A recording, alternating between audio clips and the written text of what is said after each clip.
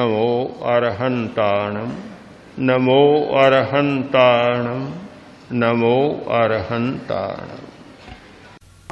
ज्योतिपुंज गुरुदेव, ज्योति की साधना करने वाले साधक का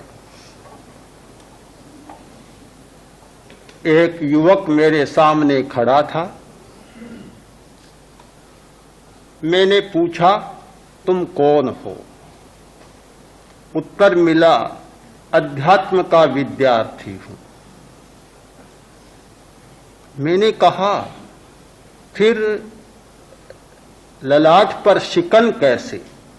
उलझने उभर रही हैं। अध्यात्म उलझनों को मिटाने का उपाय है और अध्यात्म का विद्यार्थी उलझा रहे, चेहरे पर शिकन रहे। बात समझ में नहीं आई।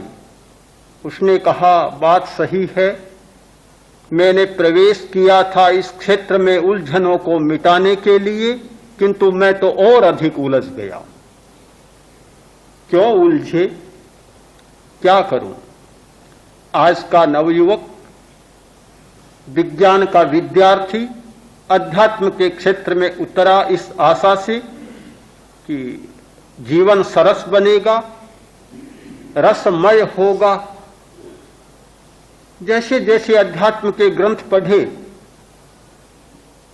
सब जगह नीरस ही नीरस बातें मिलती, रसहीन जीवन बनाने के उपदेश मिलते हैं, ऐसे पाठ मिलते हैं। मैंने उत्तराध्ययन पढ़ा तो मिला, रसा पगामम न निषेवियब्बा भुत्ता रसा दित्तिकरा नराणम। रसों का सेवन ज्यादा मत करो।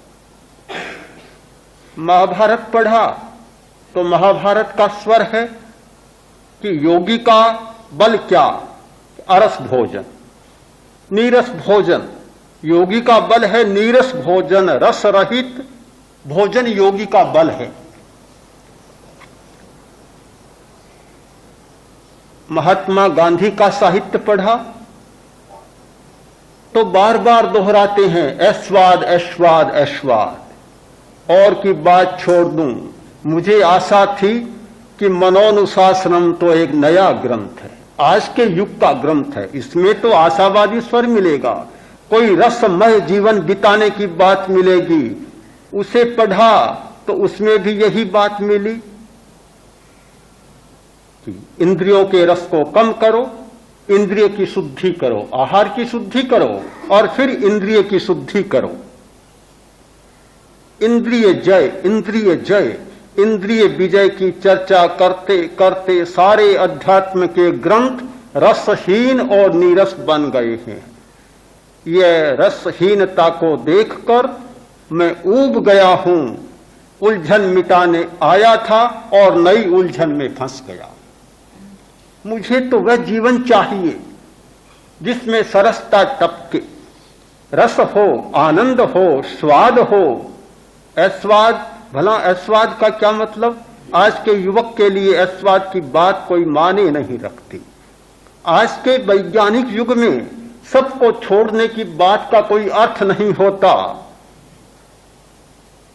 मत देखो, मत सुनो, मत खाओ, मत पियो, मत बोलो, मत छुओ, सुगंध भी मत लो, सब मत करो, मत करो। इस निषेध और निषेध ने सारे जीवन का रस चूस लिया, निचोड़ दिया। जैसे सूखा यह पूला और ईख का छिलका हो, ऐसा जीवन बना दिया गया इन अध्यात्म के आचार्यों। मुझे बड़ी निराशा होती है। और फिर आप पूछते हैं कि चेहरे पर शिकन क्यों? उलझन की रेखा क्यों उभर रही है? क्यों न उभरेगी? मुझे बहुत कष्ट हुआ। मेरी सारी आशाएं धूमिल हो गई। आशाओं पर जैसे पाला पड़ गया। अब क्या करूं?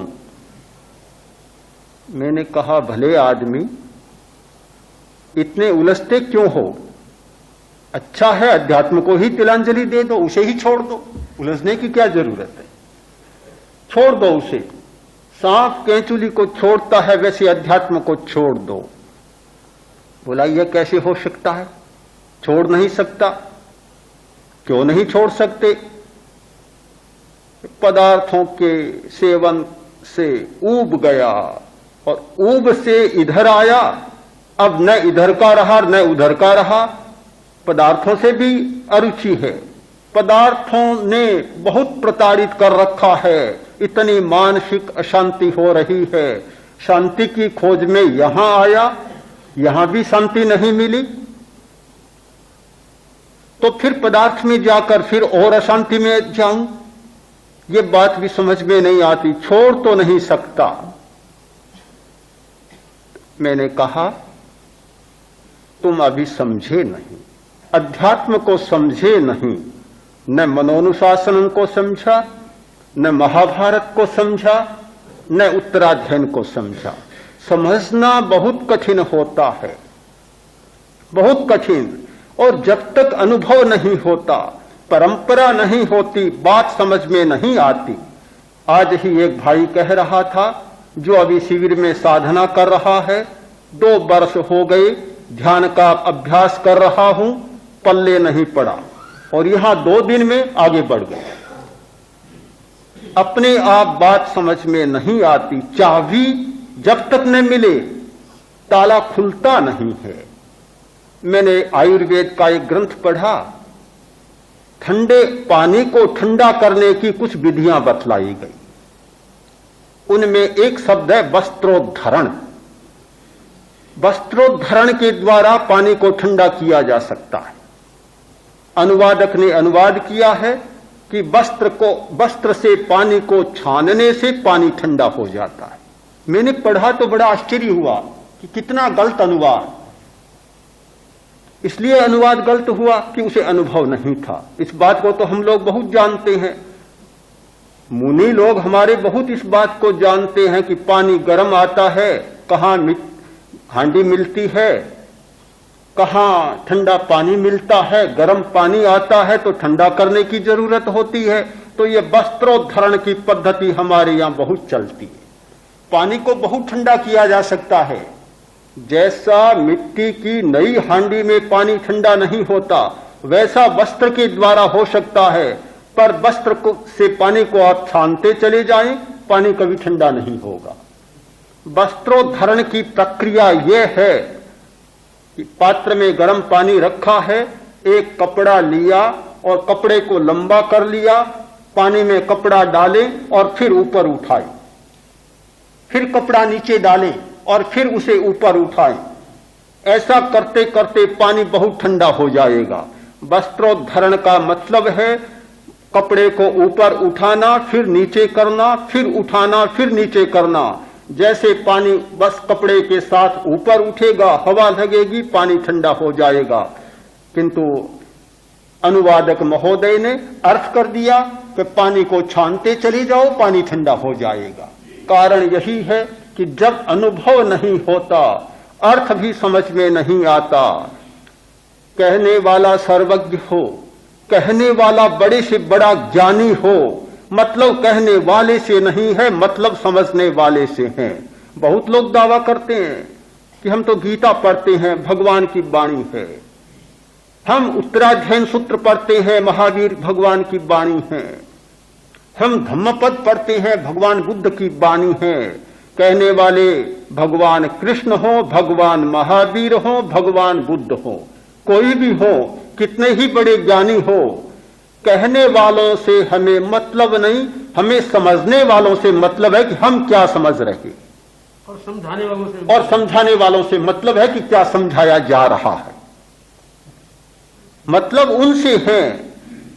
उन्होंने कहा, आज वह शब्द भी हमारी समझ में नहीं आ रहा है।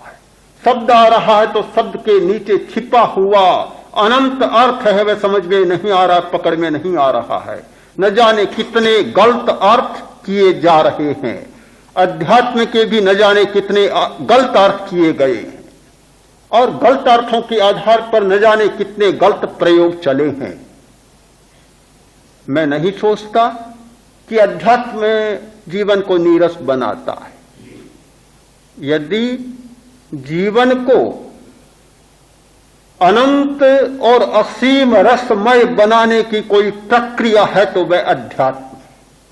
अध्यात्म के सिवाय दूसरी कोई प्रक्रिया नहीं जो अनंत रसमय बना दे।